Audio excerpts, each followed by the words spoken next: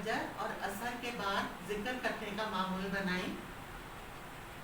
تیسرا اور چوتھا کلمہ، حدیث میں اس کے الفاظ ایسے ہیں: لا الہ الا اللہ وحدہ لا شریک لہ لہ الملک و لہ الحمد وہو علی کل شیء قدیر۔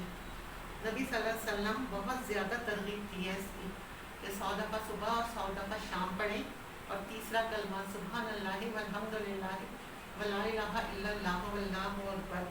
اللہ کے نبی نے فرمایا کہ اس سے پڑھنا ایسا ہے کہ بنی اسماعیل کی اولاد میں سے ہم نے غلام آزاد کیے، یعنی اتنا ثواب ملتا ہے۔ نبی صلی اللہ علیہ وسلم نے فرمایا کہ سورج اس سے زیادہ اچھے کلمات پر طلوع ہی نہیں ہو سکتا۔